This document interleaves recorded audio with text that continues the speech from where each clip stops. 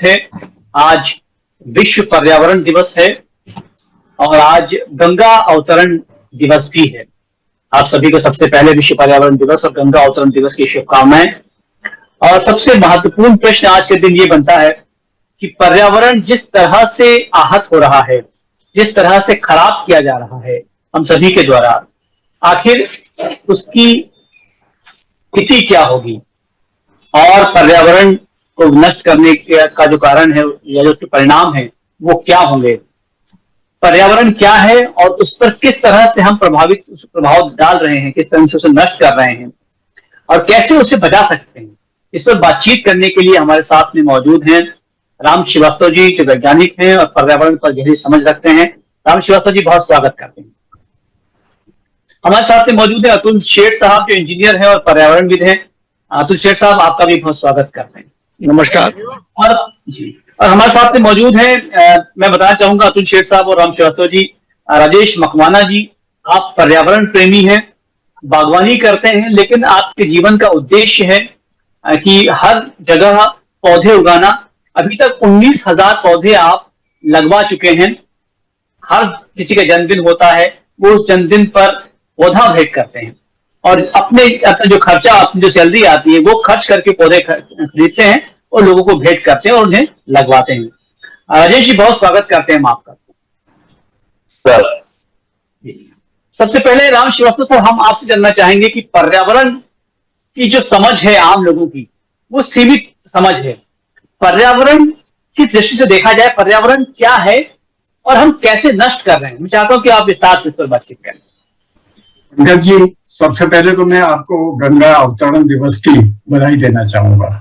जैसा कि लोक कथाओं में है कि गंगा जी स्वर्ग से अवतरित हुई थी, उनका वेग इतना अधिक था कि शंकर जी ने पहले उनको अपनी जटाओं में लिया और उसके बाद वो गंगोत्री से प्रभावित हुई। इसको अभी तक किंवदंती मानते थे, लेकिन जब से एटमॉस्फेरिक रिवर यानी आसमानी नदियां की खोज हुई है, तब से इसके पीछे जो कुछ ना कुछ वैज्ञानिक आधार हमको मानना ही पड़ता, क्योंकि अभी आज की तारीख में ये स्थिति है कि आसमान में भी, जमीन पर तो नदियां सबने देखी हैं, लेकिन आसमान में भी नदियां बहती हैं, उसको एटमॉस्फेरिक रिवर कहते हैं। और वो किस तरह से हिमालय पर आती हैं, ये एक शोध का विषय है। और गंगा अवतरण के दिवस पर मैं आप सबको हार्दिक बधाई देता हूँ। जहां तक विश्व पर्यावरण सुरक्षा का विषय है, ये तो ये पूरी दुनिया की एक बहुत बहुत माने जरूरतमंद जगह जगह पर कभी बारिश नहीं होती, वहाँ बादल फट रहे हैं, और जहाँ खूब बारिश होती थी वहां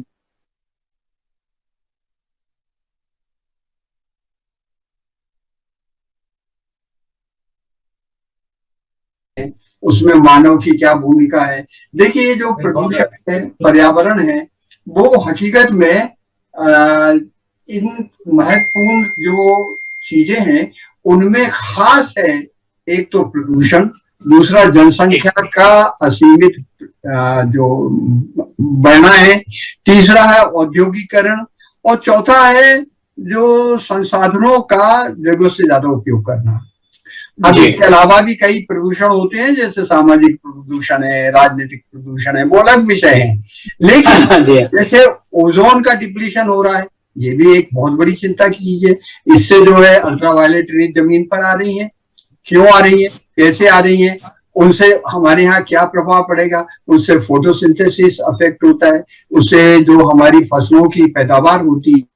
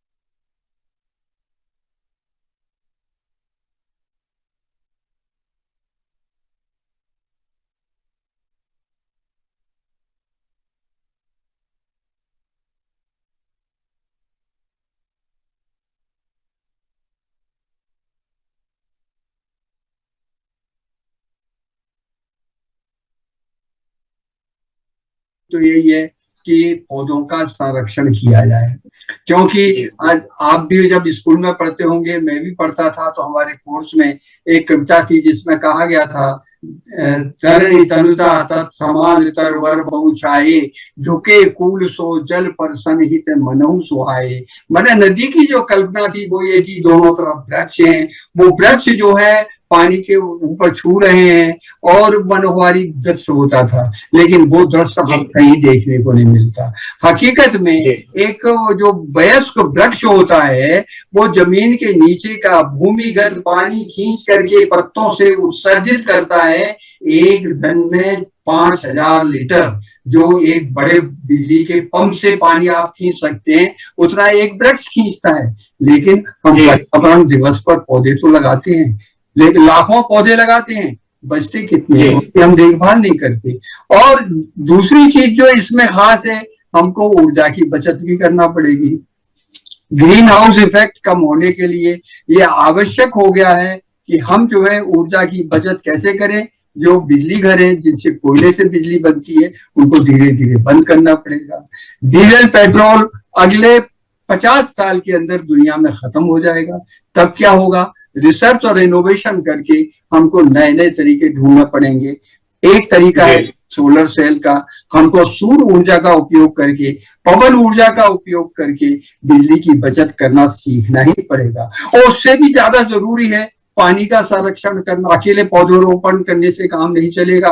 आज की तारीख में पानी का संरक्षण बहुत जरूरी है और शुद्ध पानी का संरक्षण बहुत जरूरी है।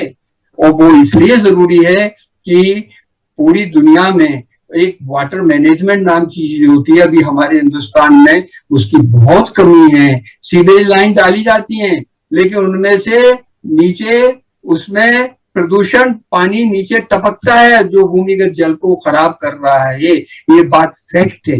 इसके बारे में गंभीरता से सोचना पड़ेगा, ना केवल ये सोचना पड़ेगा, हमको उस दिन की कल्पना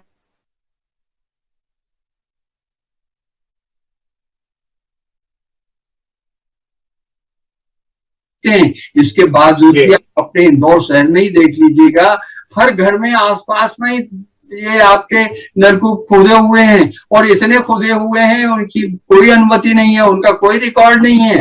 वो इस तरह से खुदे हैं, मेरा अगर 400 फीट का है तो पड़ोसी का 600 फीट का हो गया और यहाँ का पानी वहां चला गया। तो ये जो अनियंत्रित तरीके से नलकूपों का खनन हो रहा है, ये हम अपने पैर पर कुल्हाड़ी मार रहे हैं। आज आवश्यकता है कि जैसा सिंगापुर जैसे शहर में, जहाँ की पूरा एरिया हमारे इंदौर जिले से भी कम है, वहां बरसात का पानी पूरी तरह से समुद्र के अंदर नहीं जाने देते हैं। वो समुद्र के अंदर वहां उन्होंने एक ऐसा जो है जो तैरता हुआ वो बांध बना रखा है, जिसमें पानी वो इकट्ठा हो जाता है, उसको रिसाइकिल करके शुद्ध करके पीने के काम में लेते हैं। लेकिन हमारे यहाँ क्या हो रहा है, हमारे यहाँ आज की स्थिति में यद्यपि जब तक हम सभी नदियों का, जैसा कि विश्वेश्वरैया ने योजना दी थी, एक दूसरे से जोड़ेंगे नहीं, तब तक आप निश्चित मानिएगा जल संरक्षण करना बड़ा कठिन है। आज जो बड़े बांध हमने बनाए हैं, पंकज जी मैं आपको बता दूं कि सरदार सरोवर बांध बनने के बाद जो समुद्र का पानी है वो करीब करीब मुहाने से घटकर करीब 50 किलोमीटर भीतर घुसे आया। उसके कारण आसपास के जितने भी जो नलकूप थे, कुएं थे, उनका पानी खारा हो गया है, वहां फसल नष्ट होती चली जा रही है। तो हमको पुनर्विचार करना पड़ेगा, सोचना पड़ेगा और नई योजनाएं बनाना पड़ेगी, कैसे हम रेन वाटर हार्वेस्टिंग जो है जन जन तक पहुंचाएं और क्यों आवश्यक है। जी, जो स्थानीय प्रशासन है वो अपने स्तर पर काम कर रहा है, प्रशासन की अपनी नीतियां, शासन की अपनी नीतियां, बहुत विस्तार से आप बता रहे हैं, हम आपसे बातचीत करेंगे। अतुल शेठ साहब जी मौजूद है। अतुल शेठ साहब, क्योंकि आप एक इंजीनियर हैं, बतौर इंजीनियर आपको क्या लगता है हम किस किस तरह से पर्यावरण को नष्ट कर रहे हैं? सड़कें बन रही हैं, बड़े बड़े जो है संसाधन तैयार हो रहे हैं, मटेरियलिस्टिक लाइफ होती जा रही है।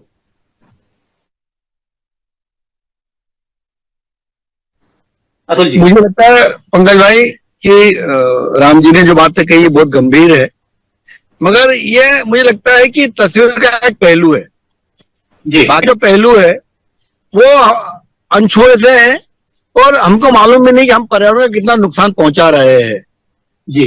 आज की तारीख में हम सब जानते हैं कि 1900 में, आज से 100 साल पहले पृथ्वी की आबादी उतनी थी जितनी आज भारतवर्ष की है। तो अगर 150 करोड़ लोग पूरे पृथ्वी पे थे उस टाइम, आज 100 साल में 800 करोड़ लोग हो गए, तो इसका वजन कहाँ जाएगा? इसकी आवश्यकता की पूर्ति कैसे होगी?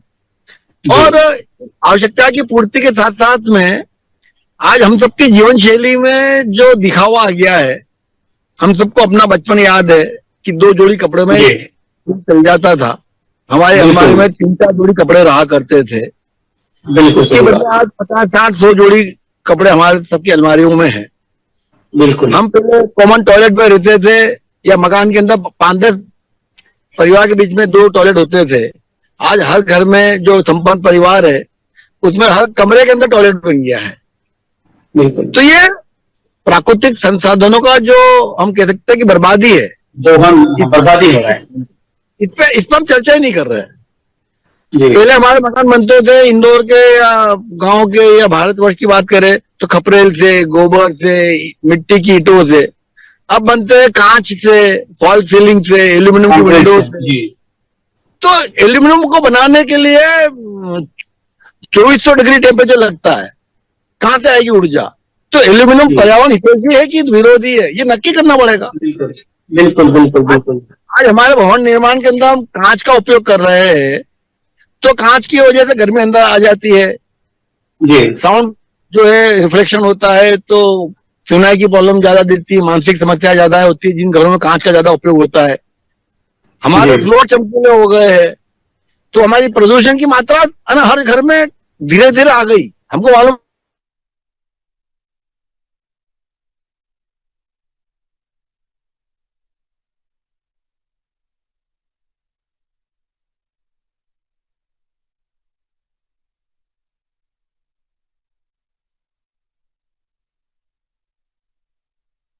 पर्यावरण के अंदर जो एक तो पर्यावरण को बढ़ाने वाला है और एक पर्यावरण का विरोधी जो तत्व है, इस विरोधी तत्व का हमको कहीं ना कहीं आकलन करना पड़ेगा और हम सबको हमारी जीवन शैली में बदलाव करना पड़ेगा। अन्यथा आने वाले अगले 100 से 150 सालों में ये पृथ्वी के जो संसाधन है जो हमने पिछले 300-400 साल में खर्च किए हैं, ये करीब करीब खत्म होने की कगार पर आ जाएंगे। तो इसके लिए बहुत महत्वपूर्ण बात कर रहे हैं। जी हाँ, जी जी। और इस पे हमको चिंतन करना होगा। पर्यावरण के अंदर पेड़ का एक अपना महत्व है, मगर जैसा राम जी ने कहा, हम सब एक ही बात को लेके पड़े रहते कि पेड़ नहीं लगा रहे, पेड़ नहीं लगा रहे, मगर पेड़ का उपयोग हम क्यों नहीं कर पा रहे हैं? हम घरों में पहले लकड़ी का उपयोग करते थे, तो लकड़ी की चौखट जो होती थी वो काम में आती थी, पल्ले दरवाजे उसके बनते थे। तो हम पेड़ बढ़ाने की बात कर रहे हैं, मगर लकड़ी के बोला जी पैदाइश बढ़ाने की बात नहीं कर रहे हैं।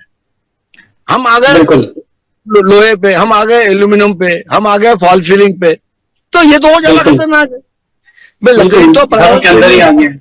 हाँ बिल्कुल बिल्कुल। आज प्लास्टिक पे आ गए। आज जीवन में हमारा प्लास्टिक का कितना महत्व हो गई है। आज हम सबके जीवन में प्लास्टिक ने इस तरह घर कर लिया है कि सुबह से लेकर रात तक हम देखें तो लगता है प्लास्टिक हमारे जीवन में। टूथब्रश से चालू करें, रात को बेडशीट सोने तक, और पानी के गिलास से लेके कुछ भी बात करें तो प्लास्टिक ही है जी, जो पूर्णतः पर्यावरण के विरोध में है। तो मुझे ऐसा लगता है कि विशेषज्ञ लोगों ने, देश की सरकारों ने और इन सब पे विचार करना होगा कि हमारी जीवन शैली रहने और सहने लोग वाली कैसी बन सकती है। जैसे सस्टेनेबल बहुत आपने बिल्कुल आतुष साहब, आप बहुत वृहद रूप में बात कर रहे हैं, जैसे राम श्रीवास्तव जी ने कहा, आपने भी बहुत गंभीर बात की है। लेकिन बहुत सबसे महत्वपूर्ण बात एक और लगती है, इस पर हम आपसे बातचीत करेंगे कि आम आदमी कैसे अपना अपनी जिम्मेदारी निभाकर पर्यावरण के पक्ष में काम कर सकता है, पर्यावरण को बचाने में काम कर सकता है। हमारे साथ राजेश मकवाना जी साथ में हैं। राजेश जी, आपके बारे में जितना हम जानते हैं कि आप सालों से पौधे लगा रहे हैं, आप 19,000 पौधे अभी तक लगा चुके हैं, और वो भी अपने खर्च पर आप लोगों को भेंट करते हैं, पौधे लगवाते हैं, और ये अनुरोध करते हैं कि पौधे जिंदा रहें। ये इंस्पिरेशन, ये प्रेरणा आपको कहां से मिली और कब शुरुआत की आपने, और क्या सफलता मिली है आपको? 1987 में विद्युत अरण्य में लगा, तो ऐसा लगा कि एक ही जीवन, शुद्ध हवा पौधे जो देते हैं और हर कोई बीमार नहीं पड़े। शुद्ध हवा लेगा सुबह तो ऑक्सीजन मिलेगी उसको, कभी बीमार नहीं पड़ेगा। तो जब से मैंने चालू करा, अभी तक 19,000 मैंने बांटना लगाना दोनों लिया है। और इसमें आयुर्वेदिक भी पौधे बांटता हूँ, खुशबू वाले भी और फल वाले भी। खुशबू वाले इसलिए फूल देते हैं, उसमें तितलियां, रंगीन चीटियां जो रस, मधुमक्खी, तो ये पेट भी भरती है और खुशबू इंसान तक भी जाती है और इंसान को बहुत बढ़िया लगता है इस चीज के लिए। तो आजकल क्या है कि जब भी दुकान खोले तो दुकान के सामने एक पौधा अवश्य लगना चाहिए कि दुकान खोले तो उसकी शुद्ध हवा रखनी है। क्योंकि क्या राजेश जी, आप लोगों को इंस्पायर करते हैं, आप लोगों को प्रेरित करते हैं, क्या लोग प्रेरित होते हैं? हाँ, होते हैं सर। उनको पौधा देता हूँ जन्मदिन पे, शादी सालगिरह में, तो वो लगाते भी, उनके बच्चों के हाथ से लगवाते हैं और उनको एक खुशी होती है सर उस चीज में कि पौधा उनको दिया जाता है, खुशबू वाला, ये फल वाला है। तो वो उनको बहुत, बच्चों को भी खुशी देती है। जो बच्चों का जन्मदिन देता है तो उनको एक पौधा जरूर देता हूँ मैं, और बच्चे बड़े खुश हो जाते हैं। उनके माता पिता भी बड़े खुश होते हैं कि बच्चों को एक गिफ्ट आया, क्योंकि मिठाई तो खा के खत्म हो ही जाती है। सर ये पौधे बहुत बढ़िया पौधे रहते हैं जो आगे चल के एक यादगार चीज होती है कि कोई हमको पौधा देखे गया है। जी हाँ, जी हाँ, बहुत अच्छी बात। आप लगता है कि जी बोलिए। कि इंदौर में जो नेता है वो कांग्रेस का और भारतीय जनता पार्टी का, उनको भी एक पौधा लेने जाता हूँ। वो सबसे अलग हटके रहता है। लोग उनको गुलदस्ते ले जाते हैं, माला नहीं ले जाते हैं, वो 5 फीट पेंटे और वो के हैं। बिल्कुल। तो क्या रहता है कि पौधा जो रहता है वो किसी को भी देंगे या खुद वो लगाए तो जिंदगी भर की यादगार रहती है कि वो पौधा बड़ा होगा। उसमें पक्षी घोंसला बनाते हैं और उसमें अंडे देते हैं, बच्चे उसमें बड़े होते हैं, वो ठंडक रहती है उसके अंदर। तो घोंसला के संग पौधे भी, जो अपने पक्षी हैं जो उसमें रहते हैं, सर पक्षियों को भी आशियाना मिलता है, उनको भी घर मिलता है। हाँ, उनको भी बहुत बढ़िया लगता है। कई लोगों जिनका जन्मदिन है तो वो 2 दिन पहले लोग सूचना देते रहते हैं कि हमारा जन्मदिन आ गया, आपको एक पौधा लेके आना। तो ये मिठाइयां ले जाते हैं, नई मिठाइयां ले जाते हैं, पर थोड़ा पौधा सजा के ले जाता हूँ तो उनको बहुत खुशी होती है। राजेश जी, अतुल जी कुछ कहना चाह रहे हैं। जी, अतुल जी कुछ कहना चाह रहे हैं राजेश जी के इस बात पर। जी, मैं ये कह रहा हूँ कि मैं जो इंजीनियर हूँ, इंदौर में बहुत सारी विकास यात्रा चल रही है। तो इंदौर में और खासकर पूरे देश में देखने में आता है कि जो नई कॉलोनियां बन रही है, नए कोई भवन बनते हैं, तो उसमें जो पेड़ पौधे लगाए जाते हैं, ये सारे पेड़ पौधे वो रहते हैं जो विदेशी है, जो इस देश की माटी में, चाहे कैक्टस हो, मात्रा भी कम होती है। ना वो फलदार है ना छायादार है, केवल दिखावटी के नाम पे और पैसे के नाम पे तो पेड़ जी। और वो जो काम नहीं आ पा रहे तो वो पर्यावरण बिगाड़ इंदौर के 2 एकड़ में कॉलोनियां बन गई हमारी। जी। और वो कॉलोनी के अंदर जो ग्रीनरी लगी है, ये सब वो लगी है जो काम की नहीं, उतने खेती खत्म कर दी। वहाँ जो पेड़ पौधे लगे थे बड़े बड़े, वो सब खत्म कर दिए और दिखावटी पौधे, छोटे छोटे पौधे लगा दिए। अभी मैं इंदौर के गांधी हॉल में खड़ा हूँ। इस गांधी हॉल में भी पेड़ देखोगे तो पेड़ के नाम पे जो पेड़ लगाया है वो वास्तव में चिंतनीय है कि कितने उपयोगी होने वाले ये। और झूले भी लगते थे गांधी हॉल में, झूले लगते थे, अब झूले बंद होगा, झूले पेड़ ही काट है। मगर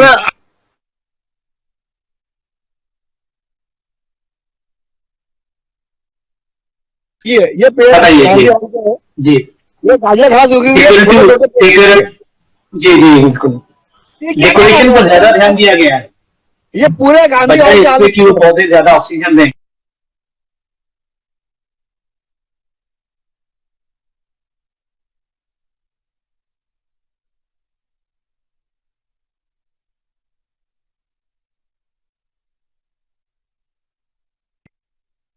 लगातार पर्यावरण की चिंता हर पहलू पर करना होगी, चाहे भवन निर्माण हो, चाहे शहर के विकास का हो। और दिखावटी काम नहीं होगा, दिखावटी काम नहीं चलेगा। इसके लिए ईमानदारी से काम करना होगा। और मुझे ऐसा लगता है कि इसमें पैसा बहुत कम खर्च होता है। अभी ये होता है कि वो पैसा ज्यादा से ज्यादा खर्च कैसे हो, ये सभी कंसल्टेंट जितने हम लोग हैं उनका भी दायरा रहता है। कम खर्च में क्या कम खर्च में ज्यादा कितना अच्छा हो सकता है। हाँ, वो नहीं करते हैं। ज्यादा खर्च वो डेकोरेटिव पौधे लाख रुपए के आते हैं, वो लगाए गए 50,000 25,000 का पौधा लगाए गए। ये अतुल जी, आपको लगता है कि जो स्थानीय प्रशासन है उसकी सूझबूझ, उसकी दृष्टि, उसकी समझ पर भी बहुत कुछ निर्भर करता है। हाँ, मैं शासन की ओर सब आम जनता देखती है, शासन का अनुसरण करती है, शासन के जो हमारे वरिष्ठ लोग हैं उसका अनुसरण आम जनता हम लोग कब करते हैं। तो उनको सबको जनता के सामने अपना जो होना चाहिए एक उदाहरण प्रस्तुत करना होगा कि पर्यावरण की रक्षा कैसे की जाए और पर्यावरण को कैसे बढ़ाया जाए, चाहे अपना रहन सहन हो। जैसे पंकज भाई, एक मेरे दिमाग में बात आती है, आज से 100 साल पहले, 150 साल पहले हम जो कपड़े पहनते थे वो लपेट के पहनते थे, चाहे वो धोती हो, दोशाला हो। बिल्कुल सही कहा, बिल्कुल सही कहा, अच्छी बात कह रहे हैं। और वो ये होता था कि एक धोती जो है वो बड़ा लड़का भी पहन ले, मोटा लड़का भी पहन ले, पिता भी पहन ले, दादा भी पहन ले। सही बात है। सिले हुए कपड़े, अब सिले हुए कपड़े कपड़ा जो अलग अलग मिट्टी का, अलग अलग भाव। हाँ, और उम्र के साथ में 2 साल बाद 3 साल बाद टाइट कराओ, ढीला हो गया, मोटा कराओ। बहुत अच्छी बात है, बहुत अच्छी बात। हर बात राम श्रीवास्तव जी हाँ, जी हाँ, बहुत अच्छी बात करें। राम श्रीवास्तव जी मुस्कुरा रहे हैं, इस बातों के लंबा अनुभव राम श्रीवास्तव जी को। सर, मैं आपसे मार्गदर्शन करना चाहूंगा कि आम आदमी क्या करे, आम आदमी क्या करे, प्रशासन क्या करे ताकि पर्यावरण जो है वो बेहतर हो सके। देखिए, इसमें जो मैं एक सुझाव देना चाहूंगा कि जो पौधारोपण हम कर रहे हैं, ये बात अपनी जगह सही है कि जो उपयोगी हो, फलदार वृक्ष हो, छायादार वृक्ष हो, बड़े होकर कम से कम इतना ऑक्सीजन वो उत्सर्जित करें जिससे कि पर्यावरण शुद्ध हो। छोटे छोटे पौधे लगाने से कुछ नहीं होगा, हरियाली फैलाने से कुछ नहीं होगा, कृत्रिम घास फैलाने से कुछ नहीं होगा। लेकिन यहाँ मैं आपको आमंत्रित करूंगा, महाराजा रणजीत सिंह के कैंपस में आइए, कॉलेज में, वहां जितने भी वृक्ष लगे हैं वहां छात्रों ने उनका QR कोड तैयार करके सब जगह लगा रखा है। उस QR कोड से आधुनिक तकनीक के द्वारा अगर हम जितने भी पौधे रोपण करें उनका QR कोड साथ में लगा दें, जिससे कि यहाँ बच्चे ये समझ सकें इस पौधे के क्या गुण है, इसके क्या फायदे हैं, इसके क्या नुकसान है, तो हमारी योजना होना चाहिए भविष्य की जो हमारी छात्र हैं उनको शिक्षित करने के लिए बहुत आवश्यक है। एक चीज और मैं आपके ध्यान में लाना चाहूंगा पंकज जी, कि हम और आप सभी नमक खाते हैं, और ये नमक कहाँ से आता है? समुद्र से आता है। लेकिन क्या आपको पता है, नेचर नाम की एक रिसर्च मैगजीन में और दूसरे जो लेंसेट नाम की मेडिकल की रिसर्च मैगजीन है, जर्नल है, जिसमें शोध पत्र छपते हैं, उनमें मैंने आर्टिकल पढ़ा है जिसमें ये बताया गया है कि हम जो नमक खा रहे हैं उनके सैंपल उन्होंने लिए, उसमें माइक्रो पार्टिकल्स ऑफ प्लास्टिक मौजूद हैं। सुनकर आपके कान खड़े हो जाएंगे, पर हम आप जो नमक खा रहे हैं उसमें माइक्रो पार्टिकल्स ऑफ प्लास्टिक मौजूद है। ये कहां से गया है? ये गया है जो प्लास्टिक का कचरा जा रहा है। कहने के लिए है, आज की तारीख में प्लास्टिक की जो थैलियां हैं वो प्रतिबंधित हैं, लेकिन आप सब्जी खरीदने जाइएगा, आप जहां भी जाएंगे आपको सब्जी वो उसी में लेके दे रहा है। तो कहीं ना कहीं हमको सोचना पड़ेगा, और यहाँ अब केवल शासन से काम नहीं चलेगा, हम नागरिकों को और विशेषकर ग्रामीण क्षेत्र के नागरिकों को शिक्षित करने की आवश्यकता है, क्योंकि पर्यावरण का भारत एक कृषि प्रधान देश है। हमारे और आपके सिर्फ फोटो खिंचवाने से, पौधारोपण करने से ये जो पर्यावरण है नहीं सुधर पाएगा, जब तक कि भारत की 140 करोड़ आबादी का बच्चा इसके प्रति जागरूक ना हो। तो जागरूक कौन करेगा? सरकार करेगी? नहीं कर पाएगी। ये हमारे और आप लोगों की जिम्मेदारी है कि अपने कीमती समय में से कुछ समय निकालकर गांव जाएं और इन चीजें से बताएं।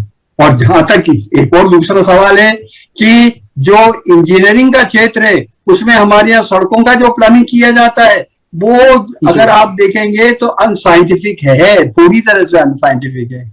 आपके इंदौर का ही उदाहरण ले लीजिए, आपने यहाँ पर बाईपास बना दिया, अब बाईपास इतना ऊंचा बन गया कि उधर राला मंडल और देवगुराड़िया की पहाड़ियों से पानी जो रिसकर आता था, कहाँ जाता था? बिलावली के तालाब में जाता था, टिबियापाला में जाता था। अब वो पानी कहाँ आ रहा है? नहीं आ रहा है।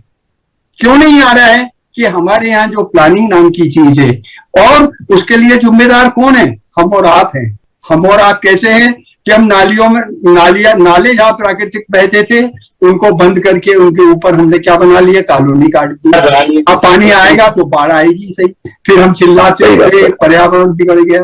तो हमको आज की तारीख में साइंटिफिक तरीके से इन चीजों को सोचने समझने की जरूरत है, और ना केवल सोचने समझने की जरूरत है, हर नागरिक का कर्तव्य है कि अगर कहीं वो प्लास्टिक की एक थैली भी कहीं बिकते हुए देखे तो प्रशासन को सूचित करे। हम नहीं करते हैं, और बल्कि उसी में थैले में फल रखकर, सब्जी रखकर घर ले आते हैं और उसको हम कचरे में फेंक देते हैं। वो कचरा कहाँ जाता है? रिसाइकलिंग में तो जाता नहीं है, वो जो है बहकर जाता है और जानवरों को तो मारता ही है। लेकिन इसके अलावा उसके अंश जो है जब नाले में बहते हैं, नदी में जाते हैं, समुद्र में जाते हैं, समुद्री जीव जंतु जो मछली हम खा रहे हैं उनके पेट में प्लास्टिक निकल रहा है। और तो नमक में जब माइक्रो पार्टिकल्स ऑफ प्लास्टिक मिल रहे हैं तो इससे ज्यादा भयावह दृष्टि, इससे ज्यादा भयावह क्या हो सकता है? बिल्कुल बिल्कुल, बहुत अच्छी। और आपने जो बात कही है वो अगर आम आदमी और सरकार समाज समझ जाए तो मुझे लगता है कि बहुत बड़ी तब्दीली आ सकती है। लेकिन सबसे महत्वपूर्ण बात ही समझना है। अतुल जी, बहुत संक्षेप में जानना चाहूंगा, एक आम आदमी चूंकि अपनी जिम्मेदारी तो निभा रहा है, लेकिन यदि इस ढंग से हम पर्यावरण को नष्ट करते गए, अगले 10, 20, 25 सालों में क्या स्थिति हो सकती है समाज की?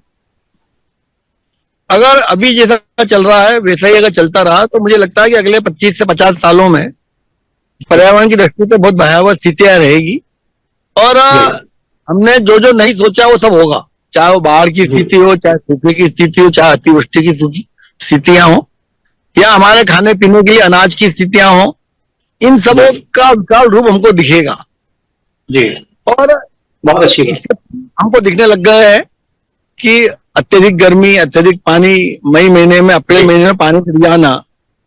और अभी तो हमारे भारत के मौसम विभाग ने ही कहा है कि 106% पानी गिरने वाला है। आने वाला समय दिखाएगा कि कितना पानी गिरेगी और कैसा गिरता है, यूनिफॉर्मली गिरता है कि एक साथ गिरता है, तबाही मचाओ तो गिरता है। तो ये चिन्ह हमको दिख रहा है और हमको इससे सतर्क होने की आवश्यकता है। बिल्कुल बिल्कुल सही कहा। अजय जी, चूंकि समय कम है, संक्षेप में जानना चाहूंगा कि आपका अगला लक्ष्य क्या है, क्योंकि आप एक बहुत महत्वपूर्ण काम कर रहे हैं। 19,000 पौधे आप लगा चुके हैं, अब आगे का लक्ष्य क्या करना चाहते हैं? ये तो क्या है, जब तक जीवित है जब तक हम मैं पौधे बांटूंगा सर, और शुद्ध हवा जब तक वो पहुंचे और कोई बीमार नहीं पड़े। क्योंकि क्या है, अभी सिटी के अंदर देख लीजिए आप, ये जो गाड़ी घोड़े चल रहे हैं उसका खाली आजकल धुआं ही ले रहा है, बस इसके अलावा कोई शुरू नहीं है। बिल्कुल धुआं।